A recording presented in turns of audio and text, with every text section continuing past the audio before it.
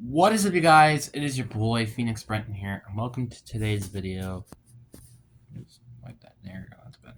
And in today's video, we are going to be doing be talking about the Dallas Cowboys. And before we get into today's video, there's a couple of things I want to talk about. Obviously, first of all, like and subscribe around the road to getting to 700 subscribers.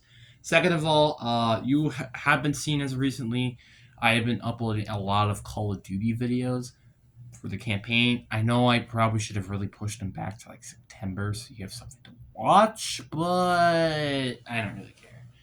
And also, this is a series where I talk about every single team in the NFL. If your favorite team isn't there yet, or any team in that matter, I haven't probably made that video yet. Also, comment down below any team that you want to see. Also, I have a community tab of whatever you guys like to watch. Is it my personal life? Is it Call of Duty Zombies? Is it Madden? Is it something else? You can go vote on my community tab right now. Or post, I guess, because they changed it for some reason. Anyways, all that out of the way, let's get into the video. And the Dallas Cowboys are the Dallas Cowboys maybe one of the most underrated teams heading into the season? Like, I don't feel like a lot of people are particularly talking about them as much as they feel like they should. Like, I mean, granted, they didn't have, I feel like, a full-on aggressive offseason, kind of like maybe like the Ravens, the Rams, for instance, but they weren't quiet either. Signing players like trading Rashawn Gary for ones. They traded away Ozzie Osgood. They also traded or signed it Jalen Thompson. They also traded for Dee Winters, if I'm not mistaken. So they did make like some actually decent additions to their team during free agency. Obviously, one of the biggest things that they did during the offseason, I feel like easily, was drafting Caleb Downs. I think we can all agree on that. That was probably one of the biggest additions to this team during the entirety of free agency. Because really the main goal for this team was to keep the players on their offense, which was extending Javonte Williams, franchise tagging George Pickens, and just improve on defense. And that's kind of what they kind of just did, you know? Now, granted, I still think their defense is not very good. And I think we can all agree on this. Yeah, they have a full season now of Quentin Williams. True. They drafted Caleb Downs. They also drafted Malachi Lawrence. Or Malchina Lawrence. I don't know how to pronounce that. But they did make decent additions. And trade Rashawn Gary, obviously. But I just not the biggest fan still of their defense, especially their secondary. Like, I like Jalen Thompson, I like Deron Bland, but Caleb Downs is a rookie. Cody Durant isn't ideal, and Malik, not even going to pronounce her last name, isn't ideal, as your, starting secondary. And depth isn't also that great either. They did also draft Devin Moore, which was a 4th-round draft pick. He could potentially be a really good player if developed correctly. But it's kind of just not a great defense. Now, like I said, if this defense could just be middle of the pack, it doesn't have to be good, but it can't be bad. Like, just be an average defense, this team could potentially win the division because their offense is insane. Dak Prescott, as much as some people might like to hate him, is a top 10 quarterback in this league. Javonte Williams might be a top 10 running back in this league. Then you have wide receiving core of CeeDee Lamb and George Pickens, which is probably the best wide receiving duo in the league right now. Jake Ferguson is one of the best tight ends right now. And this offensive line is relatively pretty good. So you'll just have an electrifying offense with a pretty not great defense.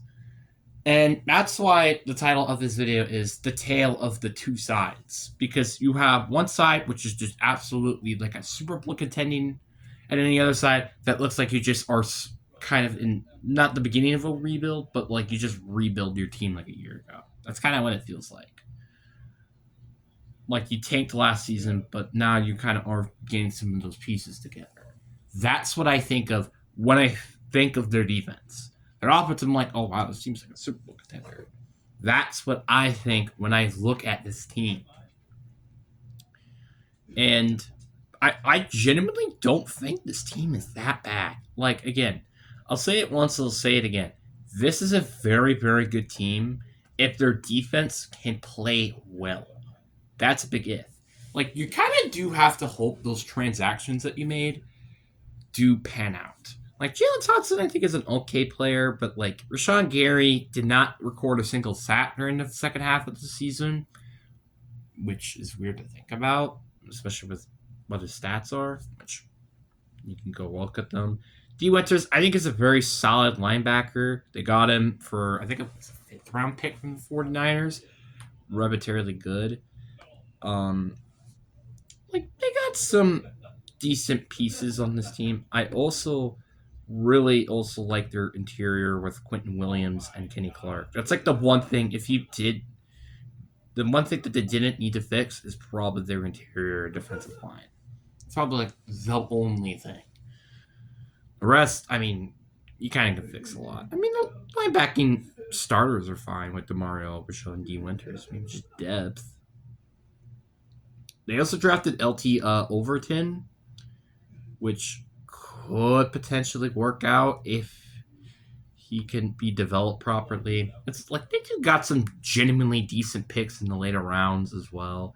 That if panned out if developed correctly, they could be good in the future. I just don't think they're going to really help this season. Also, a couple of players that they lost, which I didn't really mention. Obviously, they lost one of their interior defensive linemen through a trade, but they also lost Dante Fowler Jr. And I know that's maybe not like a big popping name in the top of your head, and Dante and Jadeveon Clowney, which I'll also talk about him later. But their veteran presence, like they have some veteran presence on that team. Also, by the way, Dante Fowler Jr. just, I think 2 seasons ago, if I'm not mistaken, had like 10 sacks. This season, granted, he had 3 sacks, so it wasn't really much major of anything. But Jadeveon Clowney, on the other hand, he had 8 sacks last year, and he's still a free agent. So, just saying. So, just interesting. Also, by the way, they also signed Valance Scantling before people just forget that they did sign him. He is kind of just, again, a depth player, which arbitrarily, they actually have a pretty solid depth chart at wide receiver with Ryan Fleury, who could be a decent receiver, Turpin, MVS, Jonathan Mingo, Tyler Johnson. Like, they do got some decent depth at that position. But that's kind of really all I really could say. It's kind of just like, again, the tale of the two position groups. If, and this is a big if, their defense could just be middle of the pack, this might be a team that might win the division this year. If not, well, it will still be a probably relatively fun team to watch. So at the bare minimum, I would say they're probably a fun team to watch. So I guess let's look at their schedule. And I mean, obviously they go against like the Packers, which they just normally do. It looks like they also go against the NFC West and I think maybe the AFC South. Which, I mean, the AFC South isn't horrible, but not great either. And the NFC West is just a gauntlet outside of the Cardinals. So let's talk about the floors of this team here. So I do think they split the series with New York. I just kind of think that's probably going to be the case. I also think they'll split the series with the Commanders as well.